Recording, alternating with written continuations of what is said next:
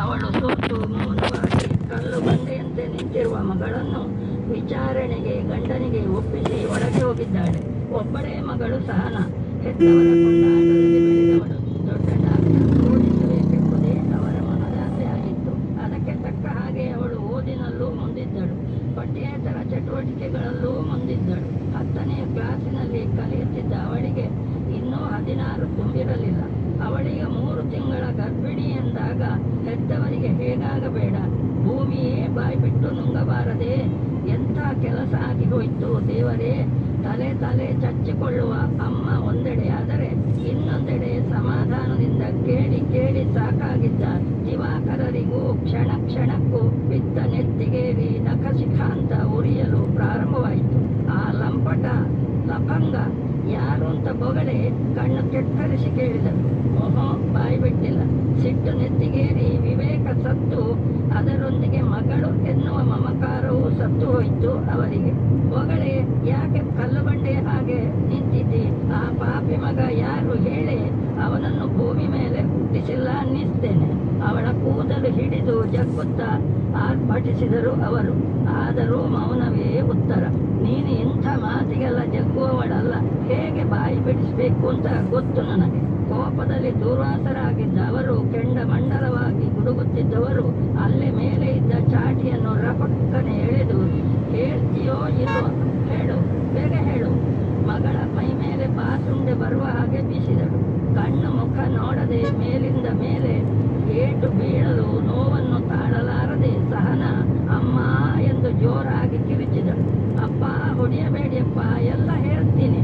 ನೋವಲ್ಲಿ ಕೈ ಅಡ್ಡ ಹಿಡಿಯುತ್ತಾ ಕೂಗಿಕೊಂಡ ಮಗಳ ಆರ್ತನಾದ ಕೇಳಿ ಸಂಕಟ ಸಹಿಸಲಾರದೆ ಒಳಗೆ ಹೋದ ಅಮ್ಮ ಹೊರಗೆ ಓಡಿ ಬಂದರು. ಹಾಗೆ ಬಾ ದಾರಿಗೆ. ನಿನ್ನ ಈ ಸ್ಥಿತಿಗೆ ತಂದೋನ ನಾನು ಸುಮ್ಮನೆ ಬಿಡ್ತೇನ? ಯಾರು? ಬೈಬಿಡು. ಅವನನ್ನು ಜೀವಂತ ಸಮಾಧಿ ಮಾಡಿಬಿಡ್ತೇನೆ. ಮಧ್ಯದಲ್ಲಿ ತಾಯಿ ತಡೆದು ಕೈ ಮುಗಿಯುತ್ತಾ, ಯಾರು ಅಂತ ಹೇಳಿಬಿಡು ಮಗಳೇ. ಅಪ್ಪನ ಸಿಟ್ಟು ಏನು ಅಂತ ನಿನಗೆ ಗೊತ್ತಲ್ವಾ? ಅವನು ಅವನು ತಡವರಿಸಿದಳು ಸಹನ. ಹ್ಞೂ, ಅವನು ಅವನು ಯಾರೇ? ನನ್ನ ಮಗ. ನನ್ನ ಮರ್ಯಾದೆ ಹರಾಜು ಹಾಕಿದವನು. ಒದರು, ಇಲ್ಲದಿದ್ದರೆ ನಿನ್ನನ್ನೇ ಇಲ್ಲಿ ಜೀವಂತ ಸುಟ್ಟು ಬಿಡ್ತೇನೆ. ಉಸುಗುಟ್ಟಿದರು ದಿವಾಕರರು. ಅವನು ಅವನು ನನ್ನ ಶಾಲೆಯ ಡಿಗ್ರಿ ಕ್ಲಾಸಲ್ಲಿ ಕಲಿಯುತ್ತಿರುವ ನಿತೀಶ್. ನಾವು ಪರಸ್ಪರ ಪ್ರೀತಿಸುತ್ತಿದ್ದೇವೆ. ತಲೆ ತಗ್ಗಿಸಿ ಬಿಕ್ಕಳಿಸುತ್ತಾ ಮೆಲುದನಿಯಲ್ಲಿ ಅವಳು ಉಲಿದಾಗ ಪ್ರೀತಿ ಶಬ್ದ ಕೇಳುತ್ತಲೇ ನರಸಿಂಹಾವತಾರ ತಾಳಿದ ತಂದೆ ಇನ್ನೂ 10ನೇ ತರಗತಿಯಲ್ಲಿರೋಳಿಗೆ ಪ್ರೀತಿಯಂತೆ ಪ್ರೀತಿ. ಅದೇನು ಮಕ್ಕಳಾಟಿಕೆಯ? ಅವನ ಚರ್ಮ ಸುಲಿದು ಕೈಗೆ ಕೊಡ್ತೇನೆ. ಮುಂದಿದೆ ಮಾರಿ ಹಬ್ಬ. ಏದು ಸಿರಿನಲ್ಲಿಯೂ ನಿತೀಶ್ ಹೆಸರು ಕೇಳುತ್ತಲೇ ಅವರ ತಲೆಯಲ್ಲೊಂದು ಮಿಂಚು ಸುಳಿದಂತಾಗಿ, ಅವನ ತಂದೆ ಹೆಸರು ಗೊತ್ತಿದೆಯಾ? ಕೇಳಿದರು. ಮಧುಸೂದನ. ಹೆದರಿ ಕುಬ್ಬಚ್ಚಿ ಅಂತಾದವಳು ತೊದಲುತ್ತಾ ನೋಡಿದಳು. ಮಧುಸೂದನ ಹೆಸರು ಕೇಳುತ್ತಲೇ ಸೇಡಿನ ಕಿಚ್ಚು ಅವನೆಡೆಗೆ ವಾಲಿತು. ಹೌದು, ಒಂದು ಸಮಯದಲ್ಲಿ ಬ್ಯಾಂಕಿನಲ್ಲಿ ಆತ್ಮೀಯರಾಗಿದ್ದ ಇವರಿಬ್ಬರೊಳಗೆ ಏನೋ ಹಣಕಾಸಿನ ವಿಷಯದಲ್ಲಿ ಮಾತಿಗೆ ಮಾತು ಬೆಳೆದು ಇಬ್ಬರೂ ದೂರವಾಗಿದ್ದರು. ಸಾತ್ವಿಕರಾದ ಮಧುಸೂದನ್ ಅವರು ಗೆಳೆಯನಿಗೆ ವಿಷಯ ಸ್ಪಷ್ಟಪಡಿಸಬೇಕೆಂದು ಅವನನ್ನು ಮಾತನಾಡಲು ಎಷ್ಟು ಪ್ರಯತ್ನಿಸಿದರೂ ದಿವಾಕರರು ಮುಖ ತಿರುವಿ ನಡೆದು ಬಿಟ್ಟಿದ್ದರು. ಬಾ ನನ್ನೊಂದಿಗೆ ಪೊಲೀಸ್ ಸ್ಟೇಷನ್ಗೆ. ಅಲ್ಲಿ ಚಾಚು ತಪ್ಪದೆ ಎಲ್ಲ ಹೇಳಿಬಿಡಬೇಕು. ಮಗಳ ಕೈ ಹಿಡಿದು ದರ ಎಳೆಯುತ್ತಾ ಕಾರಲ್ಲಿ ಕೂರಿಸಿ ಪೊಲೀಸ್ ಸ್ಟೇಷನ್ ಕಡೆಗೆ ಮುಖ ಮಾಡಿದರು ದಿವಾಕರರು. ಈಗ ನನ್ನ ಕೈಯಲ್ಲಿ ಸಿಕ್ಕಿ ಬಿದ್ದಿದ್ದಾನೆ ಕಳ್ಳ ಮಗ. ಬಿಡ್ತೇನ ನಾನು? ಅವನ ಮಗನ ಮೂಲಕ ಅವನಿಗೆ ತಕ್ಕ ಪಾಠ ಹೇಗೆ ಕಲಿಸಬೇಕು ಅಂತ ನನಗೆ ಸರಿಯಾಗಿ ಗೊತ್ತಿದೆ. ಕೊತನೆ ಕುದಿಯುತ್ತಿದ್ದ ದಿವಾಕರ್ ರಾವ್ ಮನಸ್ಸಿನಲ್ಲೇ ಲೆಕ್ಕ ಹಾಕುತ್ತಿದ್ದರು. ಕಾರಿನಲ್ಲಿ ಹೋಗುತ್ತಿದ್ದ ಹಾಗೆ ಪೊಲೀಸ್ ಸ್ಟೇಷನ್ ಅಲ್ಲಿ ಏನು ಹೇಳಬೇಕೆಂಬುದನ್ನು ಮಗಳಿಗೆ ಖಡಕ್ಕಾಗಿ ಹೇಳಿಯೂ ಕೊಟ್ಟರು. ಮನಸ್ಸಿಲ್ಲದ ಮನಸ್ಸಿನಿಂದ ತಂದೆ ಹೇಳಿದಂತೆ ಸ್ಟೇಷನ್ನಲ್ಲಿ ಚಾಚು ತಪ್ಪದೆ ಹೇಳಿಕೆ ಕೊಟ್ಟಳು ಸಹನ. ಮತ್ತೆ ಕೆಲವು ದಿನದಲ್ಲಿ ಪೇಪರಲ್ಲಿ ದೊಡ್ಡದಾಗಿ ಸುದ್ದಿ ಬಂದಿತ್ತು. ಲೈಂಗಿಕ ಪ್ರಕರಣ, ಮಂಗಳೂರು. 1 ವರ್ಷದ ಹಿಂದೆ ಇಲ್ಲಿಯ ನವಜೀವನ ಪದವಿ ಪೂರ್ವ ಶಾಲೆಯ ಪದವಿ ಕಲಿಯುತ್ತಿರುವ ನಿತೀಶ್ ಎಂಬ ಹುಡುಗ ಅದೇ ಶಾಲೆಯ ಅಪ್ರಾಪ್ತ ಬಾಲಕಿಗೆ ಲೈಂಗಿಕ ಕಿರುಕುಳ ಕೊಡುತ್ತಿದ್ದುದಲ್ಲದೆ ಒಂದು ದಿನ ಅವಳನ್ನು ಕುಸಲಾಯಿಸಿ ಉಡುಪಿಯ ಲಾಡ್ಜಿಗೆ ಕರೆಕೊಂಡು ಹೋಗಿ ದೈಹಿಕ ಸಂಪರ್ಕದಿಂದಾಗಿ ಅವಳೀಗ ಗರ್ಭಿಣಿಯಾಗಿದ್ದಾಳೆ. ಈ ಕುರಿತು ಹುಡುಗಿಯ ಪೋಷಕರು ಹಾಗೂ ಖುದ್ದು ಹುಡುಗಿಯೇ ನೀಡಿದ ದೂರಿನನ್ವಯ ಮಹಿಳಾ ಪೊಲೀಸ್ ಠಾಣೆಯಲ್ಲಿ ದೂರು ದಾಖಲಾಗಿದ್ದು, ವಿಚಾರಣೆ ನಡೆಸಿದಾಗ ಗರ್ಭ ಅವನದ್ದೇ ಎಂಬುದು ವೈದ್ಯಾಧಿಕಾರಿಗಳ ಪರೀಕ್ಷೆ ಮೂಲಕ ಸಾಬೀತಾಗಿದೆ. ಆ ಕುರಿತಂತೆ ಮಂಗಳೂರಿನ ಹೆಚ್ಚುವರಿ ಜಿಲ್ಲಾ ಪೋಕ್ಸೋ ವಿಶೇಷ ನ್ಯಾಯಾಲಯ ಆರೋಪಿಗೆ 20 ವರ್ಷಗಳ ಕಠಿಣ ಜೈಲು ಶಿಕ್ಷೆ ವಿಧಿಸಿದೆ. ಓದಿ ಹಾಲು ಕುಡಿದಂತೆ ಸಂತೋಷವಾಯಿತು ದಿವಾಕರರಿಗೆ. ತನ್ನನ್ನು ಅಂದು ಅವಮಾನಿಸಿದ ಮಧುಸೂದನನ ವಿರುದ್ಧ ತಕ್ಕ ಪ್ರತೀಕಾರ ತೀರಿಸಿದನೆಂದು ಮನಸ್ಸಲ್ಲೇ ಹಿರಿ ಹಿಗ್ಗಿದರು ಅವರು. ಮುಂದೆ ಮಗಳ ಹೊಟ್ಟೆಯಲ್ಲಿದ್ದ ಪಾಪದ ಪಿಂಡ ತೆಗೆಸುವುದು ಅವರ ಪ್ರಥಮ ಹೆಜ್ಜೆಯಾಗಿತ್ತು. ಮರುದಿನಕ್ಕೆ ಅದಕ್ಕಾಗಿ ಗುಪ್ತ ಏರ್ಪಾಟೂ ಆಗಿತ್ತು. ಮಗಳಿಗೆ ಆ ವಿಚಾರ ಆವಾಗಲೇ ತಿಳಿಸಿಯೂ ಆಗಿತ್ತು. ಈ ಪಿಂಡವನ್ನು ತೆಗೆಸಿಬಿಟ್ಟಲ್ಲಿ ಮತ್ತೆಲ್ಲವೂ ನಿರಾತಂಕ. ಸಮಾಜದಲ್ಲಿ ಮತ್ತೆ ತಲೆ ಎತ್ತಿ ನಡೆಯುವುದಕ್ಕೆ ಯಾವ ಅಡ್ಡಿಯೂ ಇಲ್ಲ. ದಿವಾಕರರ ತಲೆಯಲ್ಲಿ ಸುತ್ತುತ್ತಿದ್ದ ವಿಚಾರಗಳು ಮರ್ಯಾದೆ, ಪ್ರತಿಷ್ಠೆ, ಘನತೆ. ಸಹನ ಮಾತ್ರ ಅಸಹಾಯಕಳಾಗಿ ಶೂನ್ಯವನ್ನೇ ದಿಟ್ಟಿಸಿ ಮುದುರಿ ಕುಳಿತಿದ್ದಳು. ಮಗು ತೆಗೆಸಲು ಅವಳಿಗೆ ಸುತರಾಂ ಇಷ್ಟವಿಲ್ಲ. ಆದರೆ ಅವಳ ಗೋಳು ಕೇಳುವವರಾರು? ಬೆಳಗ್ಗೆ ಬೇಗನೆ ಆಸ್ಪತ್ರೆಗೆ ಹೋಗಬೇಕಾದುದರಿಂದ ಸಹನ ಇನ್ನೂ ಹೇಳದಿರಲು ಅವಳನ್ನು ಎಬ್ಬಿಸಲು ದಿವಾಕರರೇ ಆತುರಾತುರವಾಗಿ ಅವಳ ರೂಮಿಗೆ ಹೋದರು. ಯಾವಾಗ ಅವಳ ಹೊಟ್ಟೆಯಲ್ಲಿದ್ದ ಪಿಂಡಕ್ಕೆ ಮುಕ್ತಿ ದೊರೆತು ತಾನು ನಿರಾಳ ಆಗ್ತೇನೋ ಅನ್ನುವ ತವಕ ಅವರಿಗೆ. ಆದರೆ ಅಲ್ಲಿ ಮಗಳ ಬದಲಿಗೆ ಕಂಡದ್ದು ಹಾಸಿಗೆ ಮೇಲೆ ಅವಳು ಬರೆದಿಟ್ಟಿರುವ ಪತ್ರ. ನನ್ನನ್ನು ಹುಡುಕುವ ಗೋಜಿಗೆ ಹೋಗಬೇಡಿಯಪ್ಪ. ನಿಮ್ಮ ದೃಷ್ಟಿಯಲ್ಲಿ ನಾನು ತಪ್ಪಿತಸ್ಥಳು ಹೌದು. ಆದರೆ ನಾನು ನನ್ನ ಅಂತರಾತ್ಮ ಸಾಕ್ಷಿಯಾಗಿಯೂ ಯಾವ ತಪ್ಪೂ ಮಾಡಿಲ್ಲ. ನನ್ನ ಅವನ ಶುದ್ಧ ಪ್ರೀತಿಯ ಕುರುಹಾಗಿ ನನ್ನ ಹೊಟ್ಟೆಯಲ್ಲಿ ಬೆಳೆಯುತ್ತಿರುವ ನನ್ನ ಮಗುವನ್ನು ಕಳಕೊಂಡು ಬದುಕುವುದಕ್ಕೆ ನನಗೆ ಇಷ್ಟವಿಲ್ಲ. ಬೇರೆ ಯಾವ ದಾರಿಯೂ ತೋಚದೆ ಇನ್ನೂ ಕಣ್ಣು ಬಿಡದೆ ಇದ್ದ ಅದರ ಜೊತೆಗೆ ನಾನು ಕಣ್ಮುಚ್ಚುತ್ತಿದ್ದೇನೆ. ನನ್ನನ್ನು ಕ್ಷಮಿಸಿಬಿಡಿ. ಓದುತ್ತಿದ್ದ ಹಾಗೆಯೇ ಅವರಿಗೆ ಕಣ್ಣು ಕತ್ತಲು ಬಂತು. ಸುನಂದ, ಅನಾಹುತ ಆಗೋಯ್ತು ಕಣೆ, ಅನಾಹುತ ಆಗೋಯ್ತು. ದಿವಾಕರರ ಏರು ಸ್ವರ ಮನೆಯನ್ನೇ ನಡುಗಿಸಿತು. ಓಡಿ ಬಂದ ಮಡದಿ ಗಂಡನ ಕೈಯಲ್ಲಿದ್ದ ಪತ್ರ ನೋಡಿದವರಿಗೆ ಅದನ್ನು ಓದಿದಾಗ ಸ್ವರವೇ ಹೊರಡಲಿಲ್ಲ. ದಂಪತಿಗಳಿಬ್ಬರು ಒಂದು ಕ್ಷಣ ದಿಗ್ಮೂಢರಾಗಿ ಹೋದರು. ಮನೆ ಹತ್ತಿರದ ಕೆರೆ, ಬಾವಿ ಎಲ್ಲ ಹುಡುಕಿಸಿದ್ದಾಯಿತು. ಏನೂ ಪ್ರಯೋಜನವಾಗಲಿಲ್ಲ. ಮಗಳ ಶವವಾದರೂ ಸಿಗಬೇಕಲ್ವೇ? ಹುಡುಕಲು ಸಹಾಯಕ್ಕಾಗಿ ಒಬ್ಬ ಪರಿಚಯದ ಪೊಲೀಸಪ್ಪನನ್ನು ವಿನಂತಿಸಿಕೊಂಡು ಒಂದಷ್ಟು ಹಣವನ್ನು ಅವನ ಕೈಗಿತ್ತು. ದಿವಾಕರರು ಹೇಳಿದರು, ನೋಡು, ಇದು ಗೌಪ್ಯವಾಗಿರಲಿ, ಹೊರಗೆ ಬೀಳುವುದು ಬೇಡ. ಆಯ್ತು ಸರ್. ಸ್ವಲ್ಪ ಹೊತ್ತಿನಲ್ಲಿಯೇ ಆ ಪೊಲೀಸಪ್ಪನಿಂದ ಒಂದು ಫೋನ್ ಕರೆ ಬಂತು. ಸರ್, ಇಲ್ಲೇ ಸಮೀಪದ ರೈಲ್ವೆ ಹಳಿಯಲ್ಲಿ ಒಬ್ಬಳು ಹುಡುಗಿಯ ಶವ ಸಿಕ್ಕಿದೆ. ರೈಲಿನ ಚಕ್ರದಡಿಗೆ ತಲೆ ಸಿಕ್ಕಿ ಮಜ್ಜುಗುಜ್ಜಾಗಿದೆ. ಯಾವುದಕ್ಕೂ ನೀವೊಮ್ಮೆ ಬಂದು ನೋಡಿ ಬಿಡುವುದು ಒಳ್ಳೆಯದು. ಧಾವಂತದಿಂದ ಎದ್ನೋ ಬಿದ್ನೋ ಅಂತ ದಿವಾಕರರು ಅಲ್ಲಿಗೆ ಓಡಿದರು. ಮುಖ ಗುರುತು ಸಿಗದಷ್ಟು ಚಚ್ಚಿ ಹೋಗಿತ್ತು. ಅಂಗಾಂಗಗಳು ಛಿದ್ರವಾಗಿದ್ದವು. ಆದರೆ ಹತ್ತಿರದಲ್ಲಿದ್ದ ಚೂಡಿದಾರದ ಶಾಲು, ಕಳಚಿ ಬಿದ್ದ ಚಪ್ಪಲಿಗಳು ಅದು ಮಗಳತ್ತೆಂದೇ ಸಾರಿ ಹೇಳುತ್ತಿದ್ದವು. ದಿವಾಕರರು ಆಘಾತಕ್ಕೊಳಗಾದರು. ದಿನದಿಂದ ದಿನಕ್ಕೆ ತಪ್ಪು ಪ್ರಜ್ಞೆ, ಪಾಪ ಪ್ರಜ್ಞೆ ಎರಡೂ ಅವರನ್ನು ಕಾಡತೊಡಗಿ ಜರ್ಝರಿತರಾದರು. ಛೇ, ದುಡುಕಿ ನಾನೆಂಥ ತಪ್ಪು ಮಾಡಿಬಿಟ್ಟೆ. ಯಾಕೆ ಹೀಗೆ ಮಾಡಿದೆ?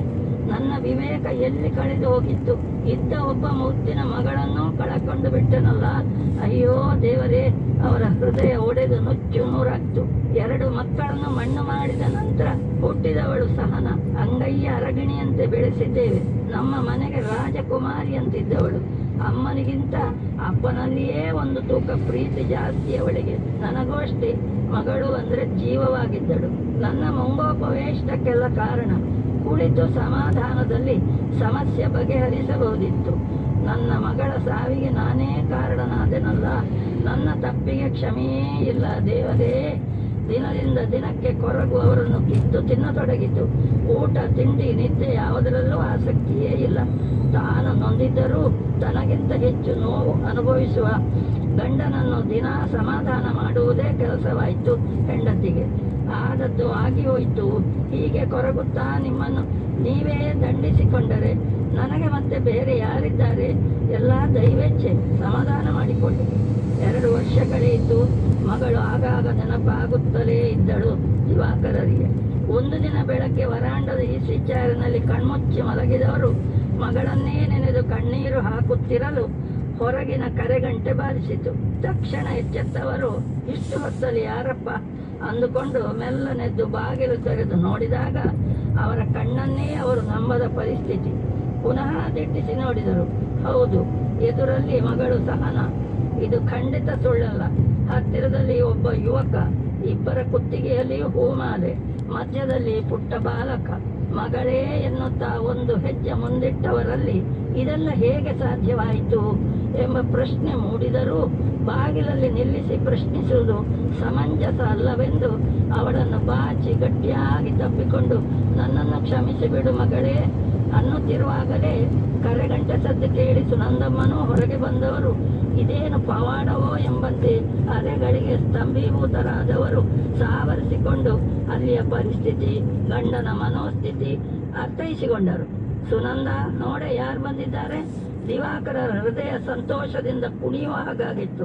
ಒಳಗೆ ಕಾಲಿಡಲು ತವಕಿಸುತ್ತಿದ್ದ ಅವರನ್ನು ಸುನಂದಮ್ಮ ಅಲ್ಲೇ ತಡೆದು, ಮಗಳೇ ಅಲ್ಲೇ ನಿಲ್ಲಿ, ಒಂದು ನಿಮಿಷ ಎನ್ನುತ್ತಾ ಒಳಗಿನಿಂದ ಆರತಿ ತಂದು ಮೂವರಿಗೂ ಬೆಳಗಿ ಒಳಗೆ ಬರಮಾಡಿಕೊಂಡು ಕುಡಿಯಲು ತಣ್ಣಗೆ ಜ್ಯೂಸು ನೀಡಿ ಮುದ್ದಾದ ಪುಟ್ಟ ಮೊಮ್ಮಗನನ್ನು ತಪ್ಪಿ ಮುದ್ದಿಟ್ಟರು. ದಿವಾಕರರು ಮಗಳಲ್ಲಿ ಏನೋ ಕೇಳಬೇಕೆನ್ನುವಷ್ಟರಲ್ಲಿ, ಅಪ್ಪ, ಮಾವ ಮಧುಸೂದನನವರು ಕಾಯ್ತಿದ್ದಾರೆ, ನಿಮ್ಮನ್ನು ಕರ್ಕೊಂಡು ಬರಲಿಕ್ಕೆ ಹೇಳಿದ್ದಾರೆ, ಎಲ್ಲ ಅಲ್ಲೇ ಮಾತನಾಡೋಣ, ಬನ್ನಿಯಪ್ಪ. ಮಗಳು ಅವಸರ ಮಾಡಿದ್ರು. ಮತ್ತು ಅರ್ಧ ಗಂಟೆಯಲ್ಲಿ ಎಲ್ಲರೂ ಮಧುಸೂದನ ಅವರ ಮನೆ ಮುಟ್ಟಿದರು. ಎಲ್ಲರನ್ನೂ ನಗುನಗುತ್ತಾ ಮಧುಸೂದನ ದಂಪತಿಗಳು ಒಳಗೆ ಸ್ವಾಗತಿಸುತ್ತಿರಲು, ನೀನ್ಯಾಕೆ ಮುಜುಗರ ಪಡ್ತಾ ಇದೆಯಾ ದಿವಾಕರ, ಬಾ ಒಳಗೆ, ನಾವೀಗ ಬೀಗರಲ್ವೇ, ಒಳಗೆ ಬರಲೋ ಬೇಡವೋ ಎಂದು ಅನುಮಾನಿಸುತ್ತಿದ್ದ ದಿವಾಕರರನ್ನು ಆತ್ಮೀಯತೆಯಿಂದ ಕರೆದು ಒಳಗೆ ಕುಳ್ಳಿರಿಸಿದರು ಮಧುಸೂದನನವರು. ಹೌದು ಮಧುಸೂದನ, ಇದೆಲ್ಲ ಹೇಗಾಯ್ತು?